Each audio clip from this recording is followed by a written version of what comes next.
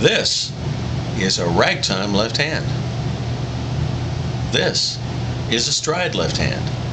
We've had a lot of viewers on YouTube that have been asking us to differentiate between the left hand patterns of ragtime and stride piano playing. Well, let's take ragtime to start with. When talking about classic ragtime, Scott Joplin, James Scott, Joseph Lamb, and their contemporaries, you're talking about the composition of piano pieces that are meant for the piano, and a left hand that accompanies the right hand and creates a syncopation by playing a regular beat in the left hand by doing figures that are really meant only to be played by the piano.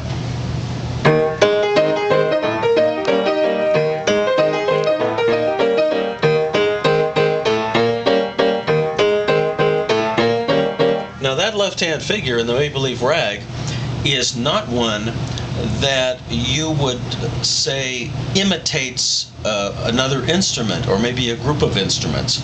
It's really a piano figure. It's as much a piano figure as the Alberti bass was to Mozart.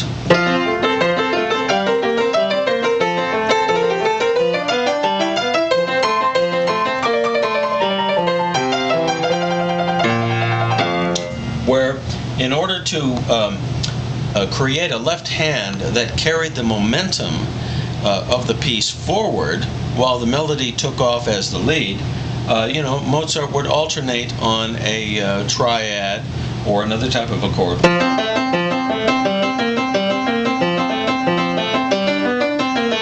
Not just Mozart, but all of his contemporaries in that time period of classical music.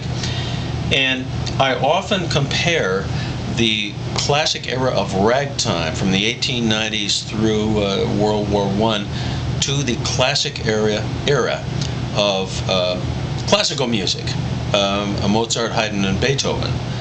And you have accompaniment figures in the left hand that are really built for the piano.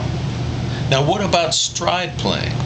Okay, now stride not only encompasses the octave and a half or so below middle C and a little bit above middle C, but also dips down lower to another octave or an octave and a half.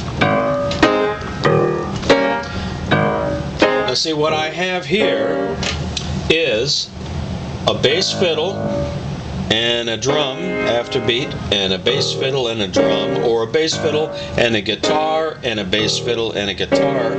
You are actually creating the sound on the piano of a rhythm section. And we're talking about a jazz rhythm section because it tends to swing. And if it doesn't tend to swing, then you got a problem. So here we go. Now let's try the Maple Leaf Rag in a stride style. And we'll use the lower notes and put it in a little bit of a swing to show you the difference between this ragtime